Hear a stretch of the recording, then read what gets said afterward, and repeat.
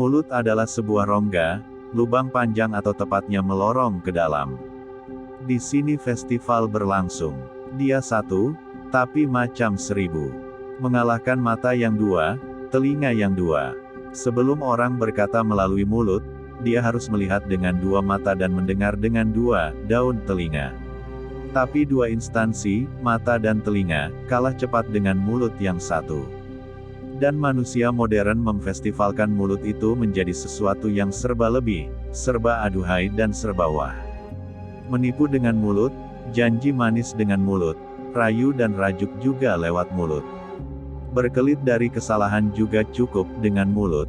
Membangun mimpi besar untuk mengentas kemiskinan rakyat, bagi seorang pemimpin, pun cukup menggunakan mulut. Ketika menjual barang dagangan politik masa kampanye, mulut berbuih-buih membusa. Rekan seperjalanan mulut itu, dibantu oleh kehadiran mikrofon, sound system. Maka terjadilah kehebohan baru, berebut dan memperebut pengeras suara. Derivasi festival berikutnya, mereka yang mampu merebut mic, mikrofon atau pengeras suara, dan apa-apa yang keluar dari mulut mereka lewat pengeras suara itu, seolah-olah kebenaran itu sendiri, kebenaran yang dilaung dan dikebatkan oleh pengeras suara. Ketika pemimpinnya besar bual dan banyak cakap, maka rakyatnya yang menjahit mulut. Warga membisu, karena tak ada gunanya memfestivalkan bunyi mulut yang bau, yang busuk namun direnjis melalui segala pengharum, padahal substansinya adalah busuk. Para pemimpin negeri ini sejatinya bermulut besar, pembual dan busuk, ujar seorang rekan. Demi melayani dan merawat tradisi besar mulut atau mulut besar, demokrasi memberi ruang besar untuk festival bunyi dari mulut-mulut. Untuk dan demi mulut, demokrasi bersedia membangun gedung khusus bernama parlemen. Di sini, orang boleh adu mulut, adu suara, adu bunyi, sentak-menyentak. Rakyat yang sudah letih dan letoy dengan segala bunyi itu, lebih elok melakukan tutup mulut. Maka, kita pun pernah menyaksikan bagaimana rakyat menjahit mulut di laman parlemen, yang sejatinya menjadi surga festival kumpulan mulut-mulut. Kita pun pernah dikejutkan oleh sejumlah orang yang mengambil keputusan di luar akal sehat arus perdana. Dan mereka berkemah di depan kononnya, rumah rakyat, gedung parlemen.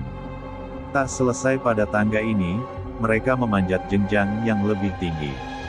Mereka juga berkemah, membawa mulut yang tersimpai oleh jahitan sekenanya.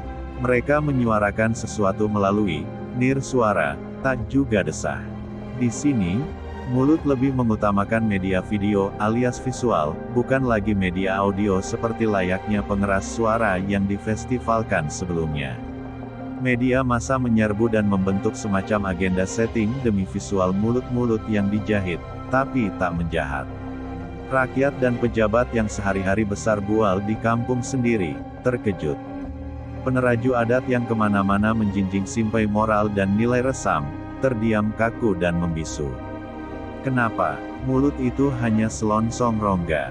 Tempat segala ihwal bermula. Adam terpelanting ke muka bumi, tersebab tak bisa menjaga mulut. Pertarungan berdarah pertama anak manusia, Habil dan Kabil, juga karena persoalan mulut. Maka sejumlah peristiwa besar di dunia ini berawal dan berakhir karena medan mulut. Perang dimulai, karena ada mulut-mulut yang menyulut kesumat. Dan perang berhenti, karena sejumlah mulut melakukan diplomasi dan perjanjian damai untuk menjinakkan nafsu hewaniah secara sementara. Nafsu berkuasa adalah naluri purba yang setara dengan insting hewaniah itu. Insting hewaniah yang melekat pada hewan di belantara raya, bertarung dalam sergahan dan auman bunyi yang keluar dari batang rongga bernama mulut. Singa, harimau, gajah, kuda, kerbau, elang sampai ayam, mengeluarkan suara menggetarkan bagi lawan atau mangsanya. Sebelum pertarungan fisik, maka terjadi pertarungan bebunyian, menggunakan kekuatan trompet mulut. Mereka yang menebar bunyi dan suara dari podium ke podium, dari mimbar ke mimbar, panggung ke panggung, dari pentas ke pentas, atau dari majelis ke majelis, ialah sederet bebunyian yang berhajat menakluk dan mengelak, sekaligus membuat persimpangan baru. Persimpangan yang menjebak dan menyesatkan.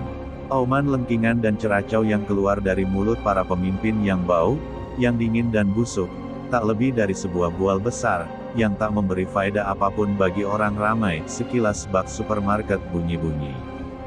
Dia hanya menjadi pembenar segala kesalahan dan kebodohan yang dibangunnya selama ini. Untuk itu rakyat tak sudi diajak dialog lewat bunyi.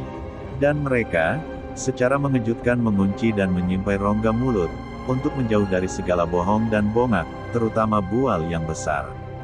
Demokrasi dan selera berkuasa, ditandai dengan mulut yang menganga. Namun, otokrasi lebih mengutamakan mulut yang katup. Perintah sang Panduka hanya berlangsung di ujung telunjuk jari bagi negeri otokrasi, yang dekat dengan bunyi otokrasi.